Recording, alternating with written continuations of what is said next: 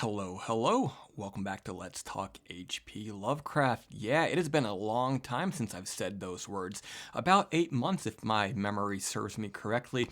So today I'm going to talk about probably the last H.P. Lovecraft story I'll ever talk about, which is Satan's Servants, written in 1935 but not published until 1949.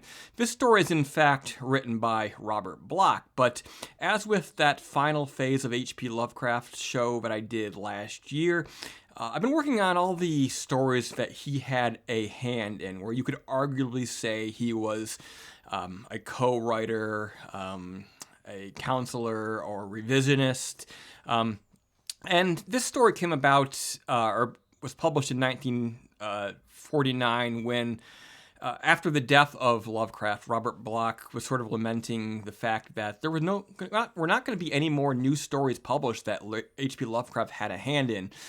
So he pulled this story, which Lovecraft had consulted with him on when he was younger. He pulled it out of his files, gussied it up, and got it published in Weird Tales. Turns out later there were in fact 2 more stories to be found that Lovecraft had revised. I've already discussed those stories, but today we're going to talk about Satan's Servants, possibly the last story, arguably by Lovecraft, that I'll ever talk about. So here we go, Satan's Servants by Robert Bloch and H.P. Lovecraft. So in 1693, a New England Puritan preacher named Gideon Godfrey hears about a secluded community of 14 houses in a cluster in the woods in Maine called Rudesford, and he believes it's a hive of Satanism. So he sets out into the wilderness with his gun, his Bible, and 2 Indian guides. The Indians themselves have many myths about the area, and they speak of rumbling under the ground, and there's clearly something evil, something spooky going on in this part of Maine in the late 1600s. Along the way, they camp in a clearing. When Godfrey wakes the next morning, he discovers that his horses are gone, his guides are gone. He basically just has his gun and his knife and his Bible. And in fact, he discovers that the place where he had camped is opening a meadow, a circle in the trees, and there seems to be some stones and stuff that sort of indicate a ceremonial purpose to this place. He buries his gun and his Bible and his knife, and he goes down into the town, this little town, and it seems normal enough. He's welcomed at the home of one Dorcas Fry. And while they're sitting at this man's table eating, he hears a scratching in the floor, and the owner tries to sort of deny it. Oh, it must be out there, but no, the sound is in fact at their feet. And soon enough, there's a panel opening in the floor, and a hellhound comes out. At that point, Godfrey sort of reveals that I'm not actually a lost stranger. I'm Asmodeus. I'm the herald of Satan, come to prepare the way for him to make sure you guys are doing your job. So they go down into the tunnels underneath this man's house, and there they find an altar and many worshipers and many creatures. And on the altar are, in fact, his 2 Indian guides who have been captured and killed.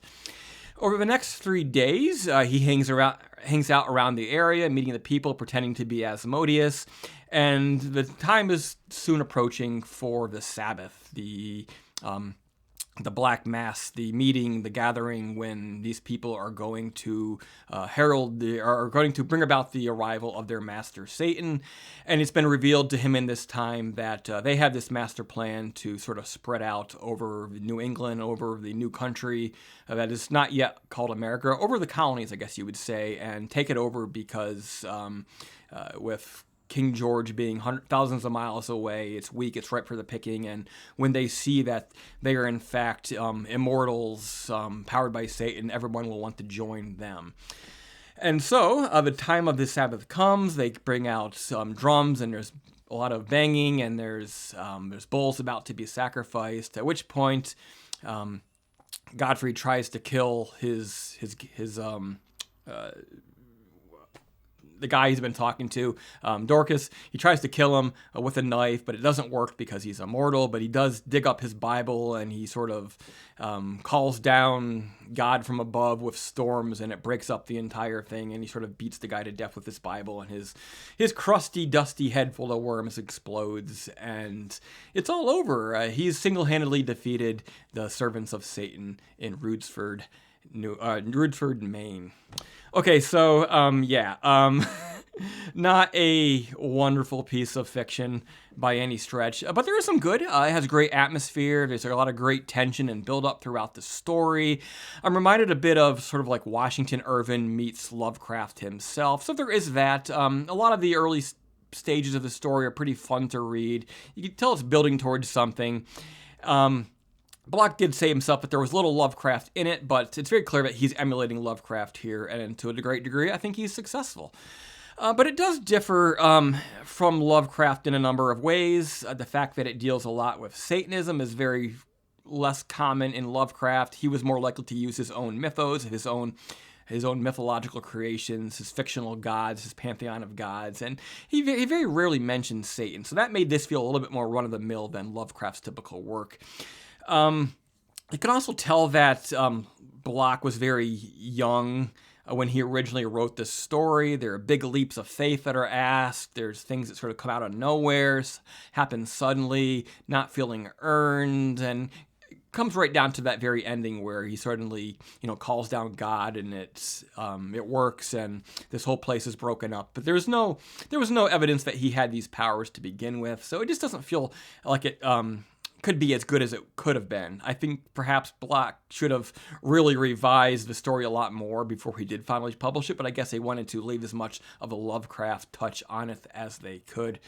But yeah, the verdict is this is a deeply flawed story, but it still feels fun. It was fun to go back to Lovecraft country for a little while, if only just for today's video. But yeah, if you got, half an hour, you might want to read Satan's Servants by Robert Bloch and H.P. Lovecraft from way back in 1935, but not published until 1949. And that's it. So, what's next for Let's Talk H.P. Lovecraft? I do still have this book of poetry that I've had here for 5 years. I've been threatening to do something with this book for you. I still might do that at some point. And then after that, I think I want to do a new show, a new playlist where I dig into the many thousands of stories written by other authors that take place inside the Lovecraft mythos, the Cthulhu mythos universe. So look for that sometime in the future. In the meantime, I have some other things I want to do here at Let's Talk, but you'll have to tune in later to find out what exactly those are.